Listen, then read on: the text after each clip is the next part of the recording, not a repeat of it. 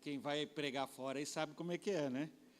Glória a Deus. Eclesiastes 11, versículo 5, diz assim: assim como tu não sabes qual o caminho do vento, nem como se formam os ossos no ventre da que está grávida, assim também não sabe as obras de Deus, que faz todas as coisas. Feche seus olhos, por favor. Pai, em nome de Jesus, te louvamos, te exaltamos, te engrandecemos, Pai.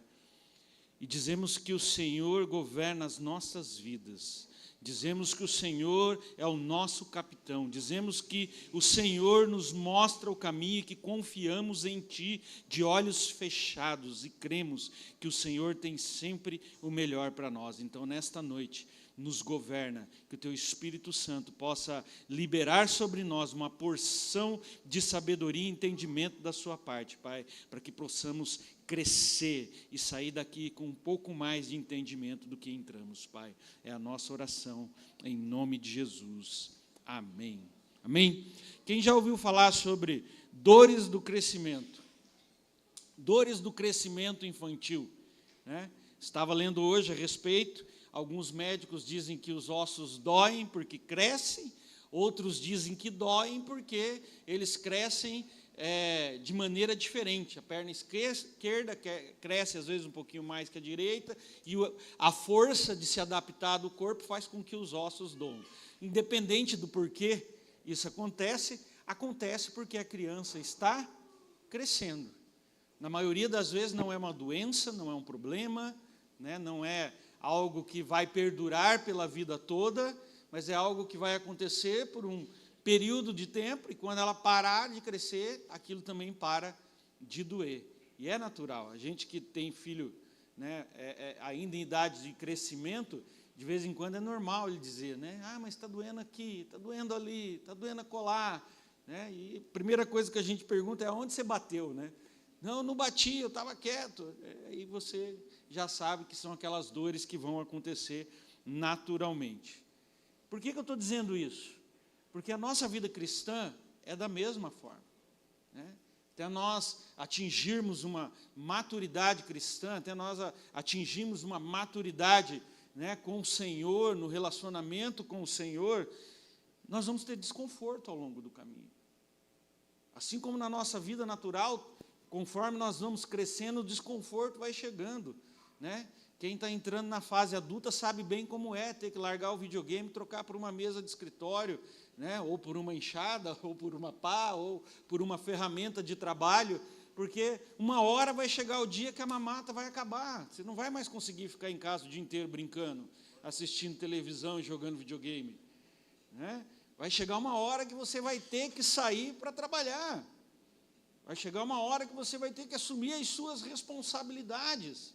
É muito gostoso quando a gente é criança e trabalhar aquele dia com os pais, né? Algumas crianças têm essa oportunidade, quando estão crescendo, de poder ir trabalhar com os pais. Eles ficam assim muito empolgados, e quando tem até um uniforme eles querem usar, né? Os meus filhos tiveram, né, a jaqueta da empresa onde eu trabalhava. A empresa já mandava fazer a jaqueta infantil, porque os filhos queriam usar a jaqueta com a marca da empresa onde o pai trabalhava, né? Era algo, algo que faz parte do crescimento. Mas quando chega a hora da obrigação, aí a coisa muda, né? Aí a coisa inverte. Aí eles já não querem mais, né, aquela obrigação de ter que levantar todo dia pela manhã, de ter que bater o cartão, de ter que, né, comprar as suas coisas. Meu filho de 18 anos está vivendo essa fase agora, está desmamando do papai e da mamãe, né, e está assumindo as suas responsabilidades. Trabalha, tem o seu salário, tem horário, tem chefe, né? Apesar dele trabalhar comigo na ação social, eu não sou o chefe dele, eu sou o chefe do chefe dele, né? Então, ele tem que prestar contas lá. Às vezes, nós estamos conversando, aí ele fala: pai, nem vou te falar, porque é coisa nossa lá, e quem vai reportar para mim é o chefe dele, que vai reportar o que está acontecendo. Ele não pede para mim para faltar, ou para poder resolver alguma coisa, ele fala com o chefe só me comunica: liberei, não liberou, irmão, está sancionado, está assinado, né? E ele está vivendo esse tempo, e nós precisamos trazer para a realidade cristã esse tempo também, porque a vida do ser humano ela é feita de fases. Ela é feita de fases. Eu tenho dado esse golpe em todas as igrejas, irmão. Sempre esqueço do cronômetro e depois eu ligo ele no meio do caminho, que eu já ganhei uns minutinhos. E quem vê depois a gravação fala, olha o pastor admitindo o pecado, dando golpe, né? E nós precisamos trazer isso à nossa realidade cristã. Chega uma hora, né, nós nos convertemos e nós caminhamos no início como crianças, descobrindo as coisas que são gostosas, outras que nos traz dor, abrindo mão de coisas que nos fazem ficar melhor e outras que nos fazem falta, né? E a gente passa um tempo ali de adaptação, cada um dentro da sua realidade, uns levam alguns meses, outros levam alguns anos nesse processo, e é natural, Deus nos fez diferente um dos outros, a percepção da realidade nossa é diferente um para os outros, né? De acordo com o nível cultural, de acordo com o nível de sabedoria, de acordo com o nível de conhecimento, isso altera de pessoa para pessoa, e é natural que seja assim, mas uma coisa é verdadeira, nós temos que crescer. Ninguém pode passar 10 anos parado no mesmo lugar. Ninguém pode passar 20 anos parado no mesmo lugar. Ninguém pode passar 30 anos parado no mesmo lugar. Vocês já viram como é chato um adulto que age como um adolescente? Pior ainda, um adulto que age como uma criança? Como é chato? Como é desconfortável você lidar com essa pessoa? Eu acho que a maioria de nós conhece alguém assim, né? Porque há muitos no nosso meio, principalmente nos tempos de hoje. Homens de 20, 25, 30 anos, que já deveriam ser homens responsáveis, que já deveriam ser aqueles homens que já estão na fase do inverter a responsabilidade dentro de uma casa, que ao invés de estar dependendo dos pais, já deveria estar entrando no momento em que ele supre os pais, mas ele é aquele que mais tira, ele é aquele que dá mais trabalho. Homens que realmente não cresceram e deixaram, né, a adolescência tomar conta. É normal hoje você entrar numa casa e ver um marmanjo de 30 e poucos anos sentado num sofá jogando videogame. E não tem nada de errado com isso, desde que aquilo seja 1, 2 vezes no ano, ou para entreter uma criança. Mas às vezes você pega o cara até brigando com uma criança por causa do tal do joystick do videogame, do tempo de tela, do jogo que vai jogar. E você percebe que aquela pessoa, ela age como uma criança, porque ela não cresceu. Ou porque ela não quis, ou por falha de caráter, ou porque os pais não deixaram, ou porque o meio não deixou, ou porque houve um trauma, não importa o que aconteceu. Não é natural que um adulto haja como um adolescente. Em nenhuma esfera das nossas vidas. Nem na esfera social, nem na esfera espiritual. Como assim também não é natural coisas que nós vemos. Então é muito gostoso a gente chegar aqui hoje e ver uma criança dançando aqui na frente enquanto o louvor é tocado. Ela foi influenciada, ou talvez seja uma prática dela, ela foi levada a fazer aquilo através do Espírito Santo, ou talvez foi só uma diversão, não importa, estava lindo. Mas se eu voltar aqui, daqui a 10 ou 15 anos, e ela quiser fazer isso espontaneamente, novamente, talvez com a roupa inadequada, já sendo uma moça de 13, 14, 15 anos, já não é mais algo tão confortável, já não é mais algo tão bonito, já não é mais algo que pertence para aquela idade dela. Vocês estão entendendo onde eu quero chegar? Estão entendendo? É necessário que a gente cresça, é necessário.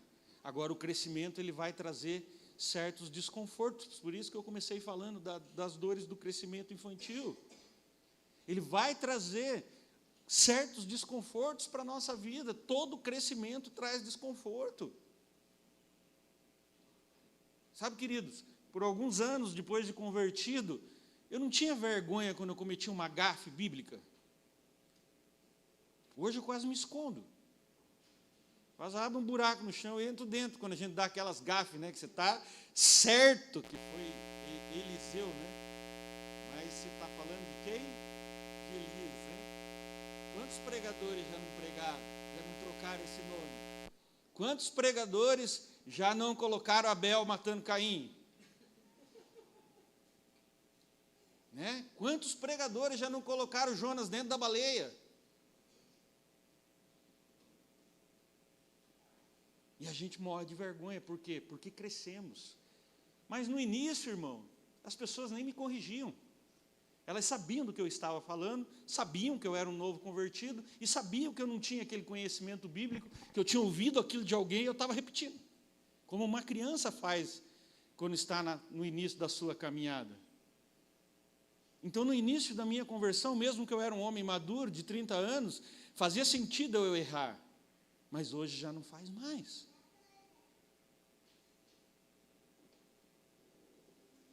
Então, eu quero começar essa noite falando sobre o crescimento pessoal, em primeiro lugar. Que é um alvo a ser buscado por todos aqueles que se converteram e reconheceram Jesus como seu Senhor e Salvador.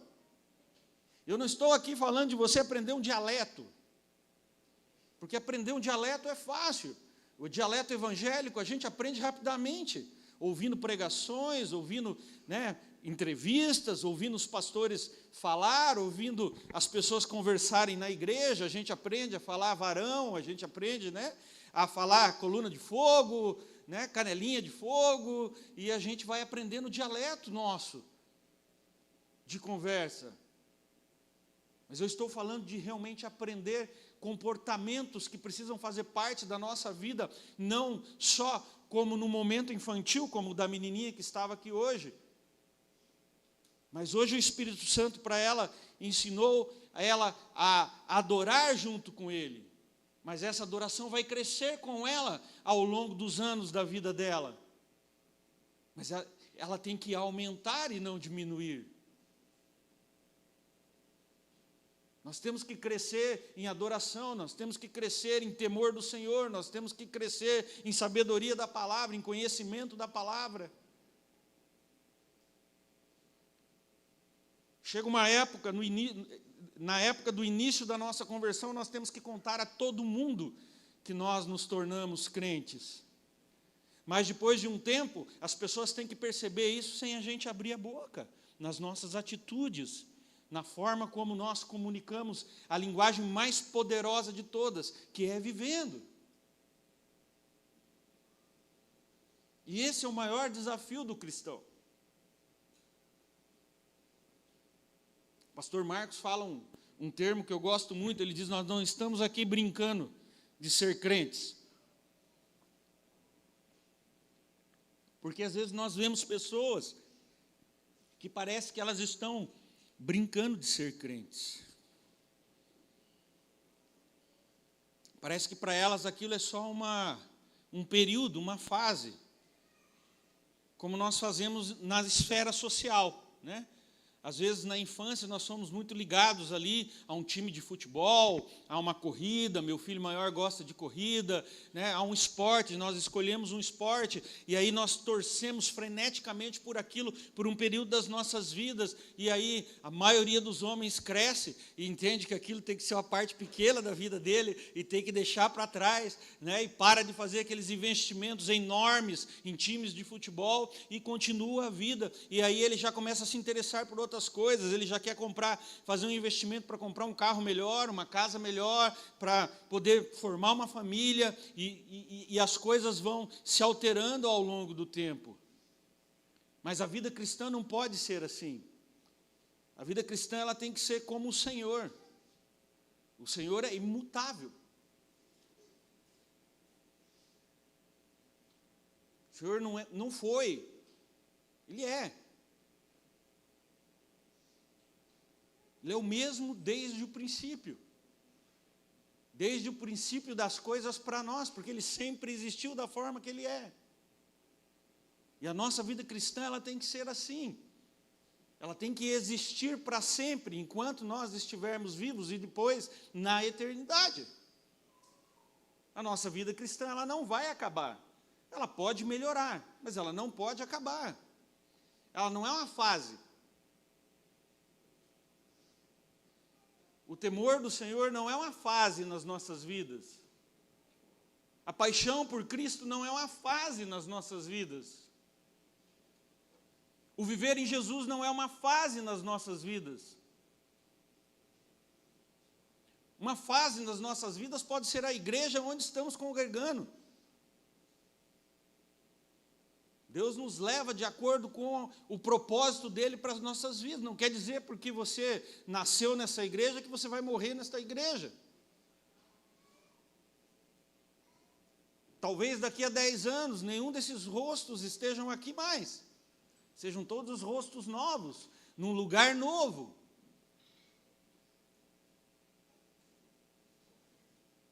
Eu reconheço poucos rostos daqui do antigo endereço. Na minha igreja, então, às vezes tem dia que eu acho que eu entrei na igreja errada. Tem alguns eventos que, né, Tony? Tem alguns eventos que parece que, cadê o nosso povo? Demitir alguém? Porque a gente chega lá e não conhece ninguém. Porque é um ciclo. O prédio, a estrutura, ela é um ciclo. Mas a vida com Deus não é um ciclo. A vida com Deus é eterna. Amém? Você foi criado para não se separar de Deus. Deus te criou para o amor dele, para a eternidade. E é exatamente essa a razão da nossa existência. Descobrir o nosso amor eterno por Deus. Porque se você avaliar a sua vida, você vai descobrir que a vida não... Nascer, crescer, se alimentar, casar, fazer filhos, trabalhar, ganhar dinheiro, comprar as coisas, ganhar mais dinheiro, ficar velho, gastar o dinheiro com remédio. Né, irmãs? A gente toma remédio até sem estar doente.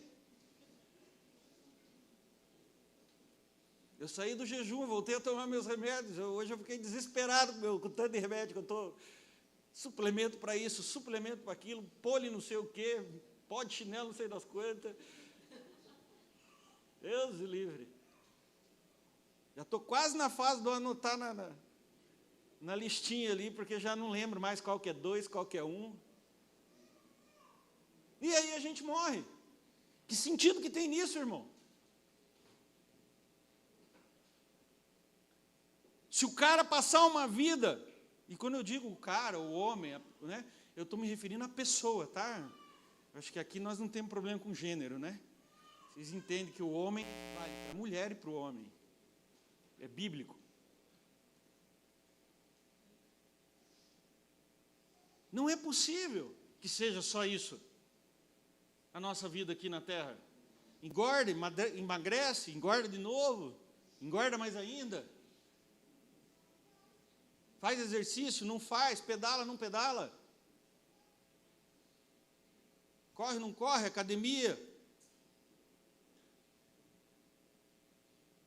Fica gorda, fica magra, engravida, ganha filho. Na igreja tem umas irmãs que parecem que estão sempre grávidas. Faz 30 anos que eu conheço, está sempre grávida. Eu acho que aqui também deve ter umas. 600 filhos.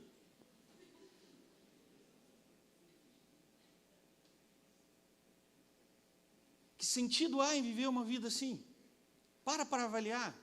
Seja cético. Olhe para a sua vida. Qual o sentido da sua vida?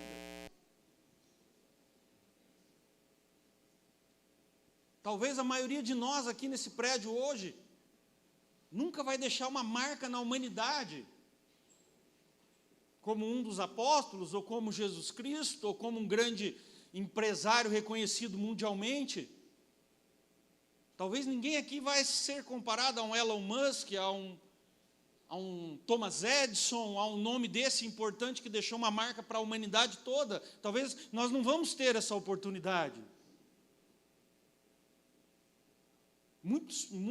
Poucos nomes na história deixaram uma marca que valeu né, que perdurou os séculos, que a gente olha para trás e fala, nossa, essa pessoa, desculpa, obrigado.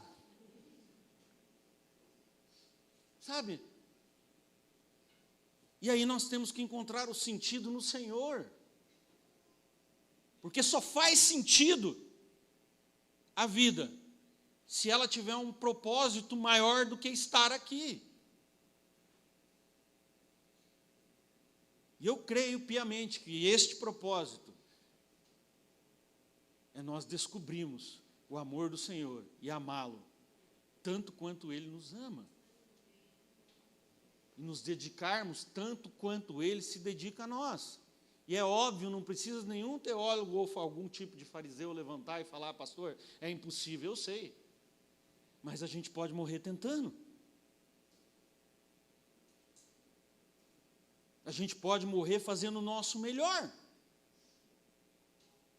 O que nós não podemos é nos satisfazer com uma vida mundana sem sentido. Comendo, dormindo e fazendo filho.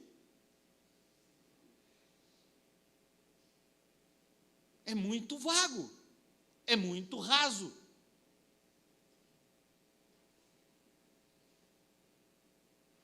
Mas aí talvez nós não temos aqui nenhum Thomas Edison, nenhum Elon Musk, nenhum dos apóstolos. Mas nós temos alguém que vai ser lembrado por ter estruturado a sua família na rocha. Nós temos alguém que o filho vai falar para o neto a respeito dele, e o neto vai falar para o bisneto a respeito dele. Nós temos alguém que daqui a alguns anos, jovens vão estar reunidos em uma mesa e vão dizer, nossa, nossa avó fazia um bolinho no domingo, depois da igreja, e nos chamava para ir lá comer aquele bolinho. Nossa, mas o meu pai gostava desse louvor, cada vez que esse louvor tocava, ele chorava e se emocionava. Nossa, o meu pai só falava em presídio, só falava em casa de recuperação. Nossa, minha mãe não saía do ministério infantil, queria achar minha mãe na igreja, era entrar lá no ministério infantil, ela estava tocada lá em algum canto. A Vanusa é daquelas que se esconde para a turma apagar a luz e esquecer dela lá dentro. Nós podemos não deixar uma marca para toda a humanidade, mas nós podemos marcar alguns humanos ao longo da nossa trajetória, se nós nos deixarmos crescer. Se nós nos deixarmos ser tocados pelo Senhor.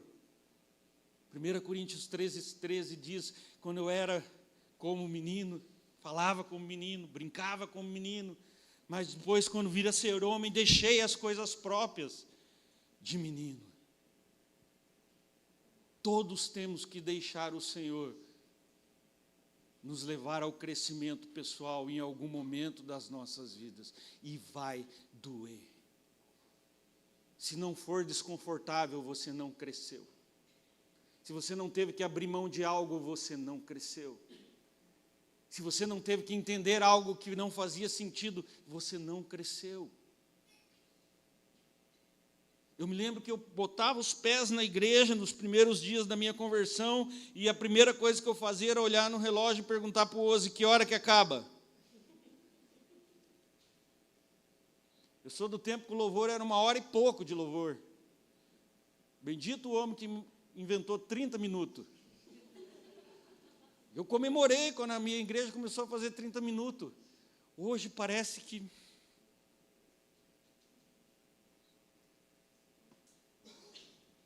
dava para ir mais um pouquinho.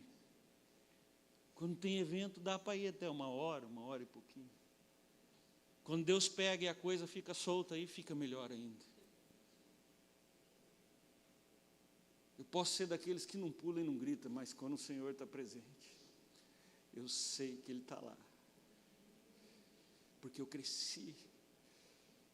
E quando a gente cresce, a gente sabe quando a presença do Senhor altera a realidade do ambiente.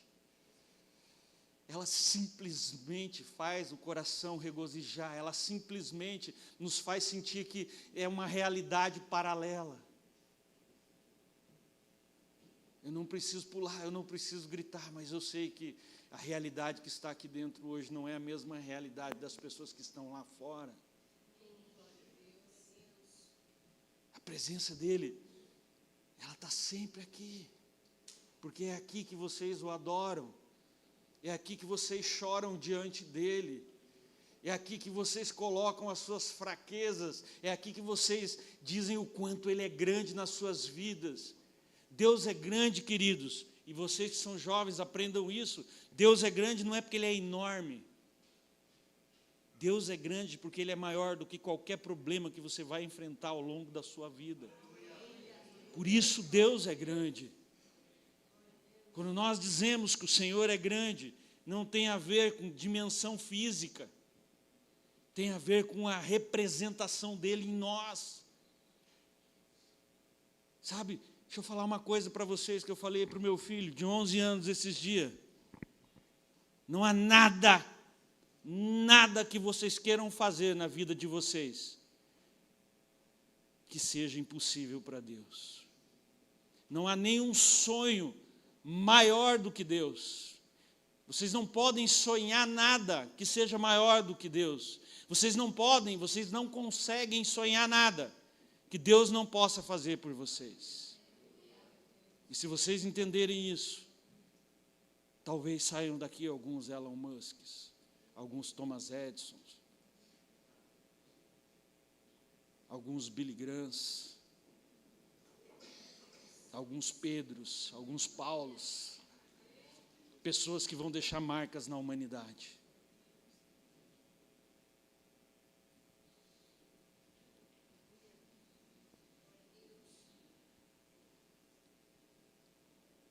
E aí, quando nós começamos a crescer, o mundo começa a ficar pequeno. Quando nós começamos a crescer, a igreja começa a ficar pequena. Quando nós começamos a crescer, os ministérios começam a ficar pequenos.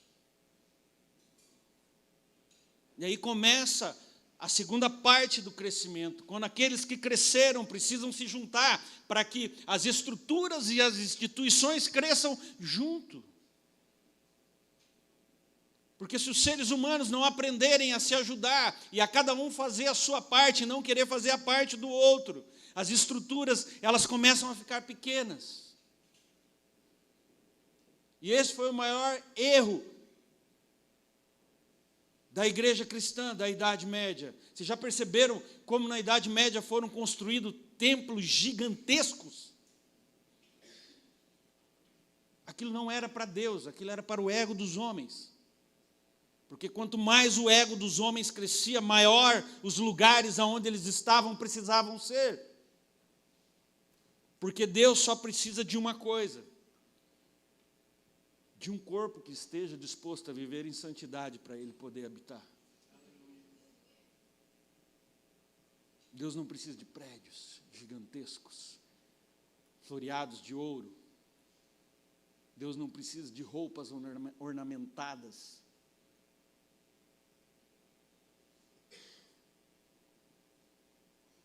Quem precisa disso somos nós. E por um tempo, no Velho Testamento, para que nós pudéssemos entender como seres humanos, Deus teve que usar essas referências humanas, de como se vestir, de como andar, de como construir, para que nós pudéssemos pegar o fio da meada. Efésios 4, do versículo 12 ao 16, diz: o fim de preparar os santos para a obra do ministério, para que o corpo de Cristo seja edificado, até que todos alcancemos a unidade da fé e do conhecimento do Filho de Deus e cheguemos à maturidade, atingindo a medida da plenitude de Cristo. O propósito é que não sejamos mais como crianças, levados de um lado para o outro pelas ondas, nem jogados para cá e para lá por todo o vento de doutrina e pela astúcia e esperteza de homens que induzem ao erro. Antes, seguindo a verdade em amor, cresçamos em tudo naquele que é a cabeça, Cristo. Dele todo o corpo, ajustado e unido pelo auxílio de todas as juntas, cresce e edifica-se a si mesmo em amor, na medida em que cada parte realiza a sua função. Sabe o que impede uma igreja de crescer? Sabe qual é o maior impedimento para uma igreja crescer? Pessoas que querem fazer aquilo que Deus não pediu para ela fazer. Pessoas que estão atrás de lugares, posições, status, mas não estão preocupadas com o que Deus pediu para ela fazer. Às vezes Deus te comissionou para ser a professorinha do ministério infantil. Mas a irmã quer ser apóstola, porque é o título mais importante que a igreja carrega hoje. Diz que já estão inventando semideus, vice-querubim. Logo, logo nós vamos começar a ver.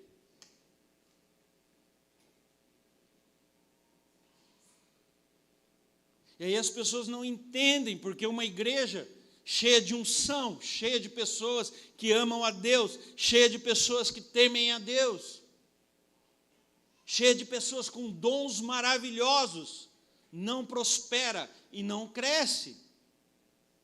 As pessoas simplesmente não entendem. Mas aí é fácil, faz uma reunião para instituir lideranças. Uma reunião de uma igreja que institui liderança sadia, a maioria das pessoas aponta para outro. E numa reunião de instituição de lideranças, de pessoas que não entenderam nada, elas apontam para si mesmo. Eu posso fazer. Uma das coisas que o cristão tem que aprender logo cedo é que Deus só vai exaltar aquele que exalta. É que Deus só vai levantar lugares mais altos, aquele que cede o seu lugar, para ser ocupado por aqueles que vêm de baixo. Uma liderança sadia, ela promove e não segura.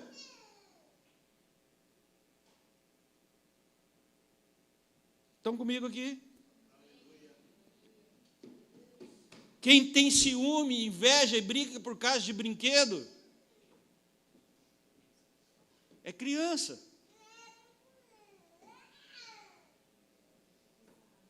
Quantos já viram uma criança querer tomar o brinquedo da mão de outra com 300 brinquedos no chão? Mas ela não quer aqueles que estão no chão, ela quer aquele que está na mão do coleguinha, porque aquele está sendo usado naquele momento e ele parece ser o mais bonito. E muitas vezes nós agimos dentro da igreja de Cristo desta forma, querendo o brinquedo do outro. Porque o brinquedo do outro está mais exposto. Porque quando eu estou no louvor, posso me vestir melhor e mostrar as roupas mais bonitas que eu tenho. Porque quando eu prego, eu posso mostrar o meu conhecimento teológico, o quanto eu sou inteligente, o quanto eu entendi a palavra. Quer conhecer um crente imaturo? Conta para ele uma experiência com Deus. Ele não vai deixar nem você terminar de contar, ele vai dizer, não, mas a minha foi melhor. Agora o crente maduro, ele vai olhar para você e vai dizer, e aí? O que aconteceu? E como você reagiu?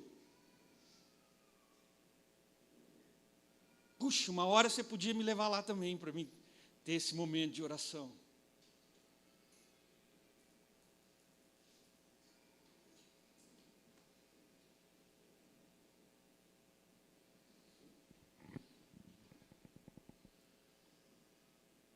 O Senhor quer nos usar, e tem lugar para todos nós, e nós não precisamos de um lugar maior ou melhor, conquistado por sabedoria humana.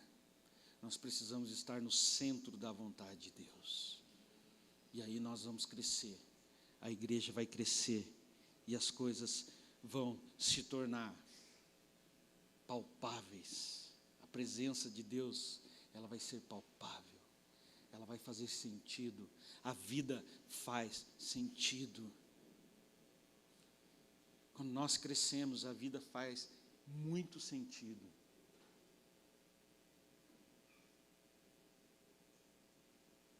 Um outro aspecto de uma igreja que cresce saudável, com pessoas que cresceram saudável, é que você não vê as pessoas disputando entre elas quem faz mais.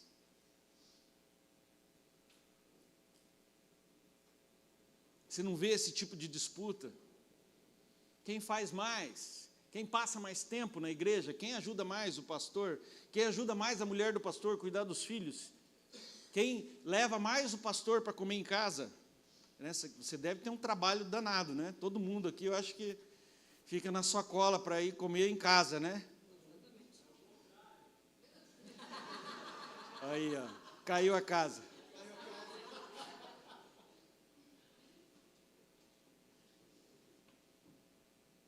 Sabe, numa igreja saudável, as coisas são orgânicas, elas são equilibradas, elas são divididas.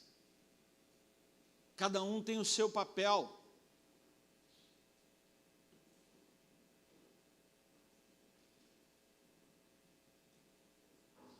Na minha igreja eu quase não prego, 1, 2 vezes no ano talvez, quando dá, e está tudo bem para mim. Em contrapartida, fora eu tenho que estar dizendo não para os amigos todo dia, porque senão eu não podia nem ser pastor local.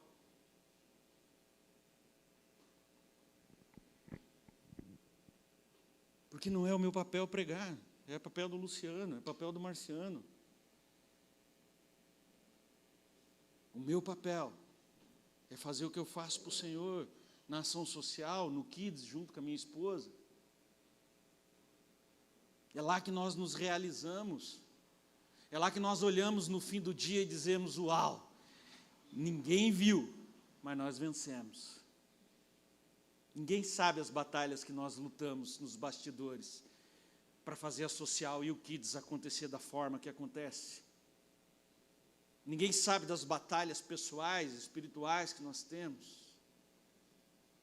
Ninguém sabe das visitações e das direções que Deus nos dá no secreto. Ninguém sabe.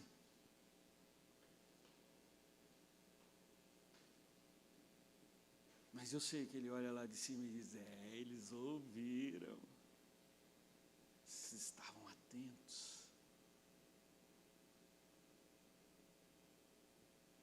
Sabe, querida, é tão bom, é uma experiência tão boa quando Deus lhe avisa de algo, e você vai adiante do diabo, e você trabalha da forma que Deus coloca para você fazer, e aí quando a bomba estoura, dá tudo certo, e você olha e fala assim, Deus me avisou,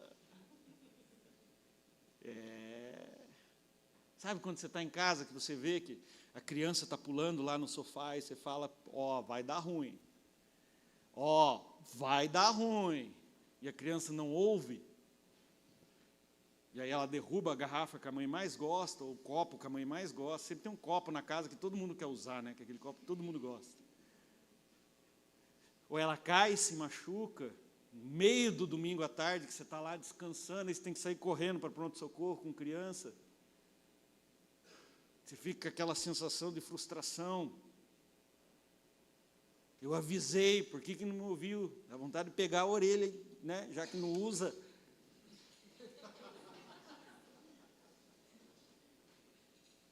Eu acho que Deus se sente assim conosco também, quando a gente está tão de olho naquilo que Ele não pediu para a gente fazer, que a gente não consegue ouvir Ele dar direção para aquilo que Ele queria que nós fizéssemos.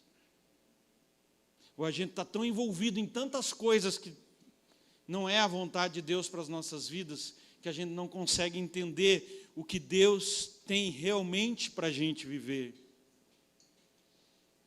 E aí a igreja começa a ficar chata, começa a ficar enfadonha. o culto começa a ser longo. Se o pastor falar mais de meia hora, que nem o que está pregando hoje, já começa, né, você já começa a querer pensar na costela que sobrou do almoço, ou para os mais animadinhos, naquela que está guardada no freezer ainda, que o carvão ainda vai torrar hoje. Sempre tem uns animados, irmão. Eu tenho um que está aqui comigo, que eu não vou contar quem é, que toda segunda-feira ele faz churrasco. Quando eu conheci ele, eu falei assim, mas como é que pode churrasco segunda-feira? Não faz sentido isso para mim, na minha agenda. E era eu o cara que folgava na segunda ainda, né? Vocês estão comigo? Vocês entenderam onde eu quero chegar? Marcos 10, de 35 a 45, eu não vou ler, mas é a história de Tiago e João e o pedido que a mamãe deles fez para Jesus, para eles estarem um à direita e outro à esquerda de Jesus. É quando Jesus ensina que o maior não é aquele que está à direita ou à esquerda, que o maior é aquele que serve, tanto quanto ele serviu. É para isso que nós estamos aqui na igreja. Nós estamos aqui na igreja para aprender a servir. Servir como pregador é uma parte do ministério. Servir como o louvor é uma parte do que a igreja é. Mas por melhor que seja o cantor que está aqui em cima, ele não é mais importante do que a pessoa que limpou o chão na parte da tarde para que a gente pudesse estar aqui. Ele não é mais importante do que o pastor que se preparou para trazer a palavra da noite. Ele não é mais importante do que o irmão que está lá fora no frio e na chuva cuidando dos nossos carros.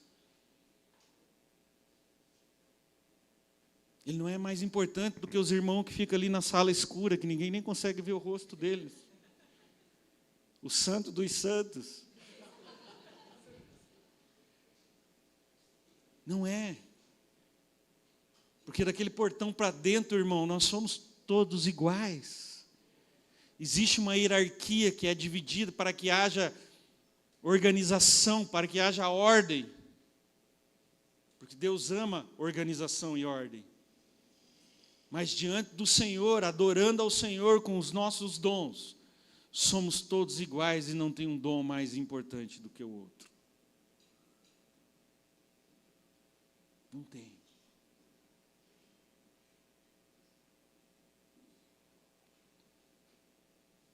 Já ganhei muito presente, querido. Uns caros, outros baratos. Uns oportunos, outros inoportunos. Mas todos eles comunicaram uma coisa para mim. Alguém que me amava lembrou de mim. A maioria deles já não existe hoje. Os carros já foram vendidos, roupas já rasgaram, canetas acabaram a tinta. Algumas coisas foram perdidas, outras levadas, outras doadas. Já ganhei relógio de 35 mil reais que doei para alguém que não tinha nem carro. Mas eu me lembro de cada pessoa que realmente veio me entregar um presente, com o propósito de agradar o meu coração, e não de aparecer com algo muito caro, muito barato. E é isso que Deus espera de nós. Ele não espera que a gente entregue sempre o melhor. Eu vi um vídeo de um pastor que a maioria das pessoas não gosta muito dele. Eu ouço ele porque ele me confronta, mesmo falando mal da igreja neopentecostal o tempo todo.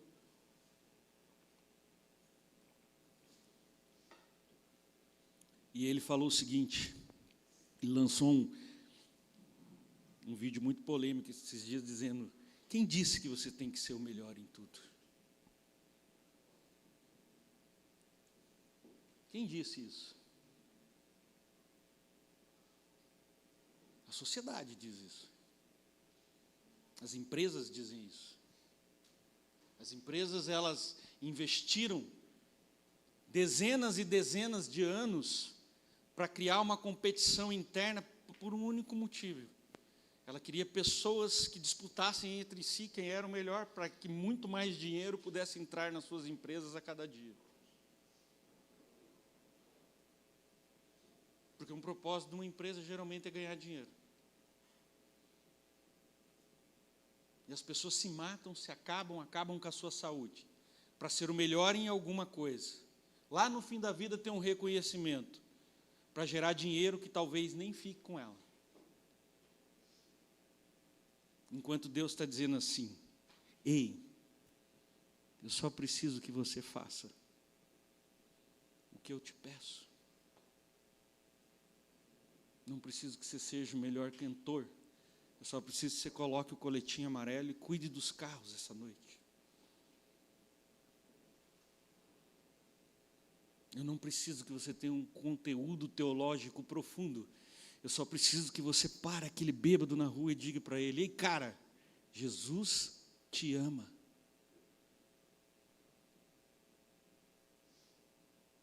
É simples. É básico. E é fácil. Deus não anda pedindo para todo mundo dar a casa para o vizinho, irmão. E nem o carro que você demorou 10, 20 anos para chegar num carro bom. Ele não anda pedindo isso toda hora. Mas talvez Ele está pedindo para você pegar metade daquele pacote de arroz e dar para alguém que está passando fome. E você não está ouvindo porque você quer que Ele te peça a casa.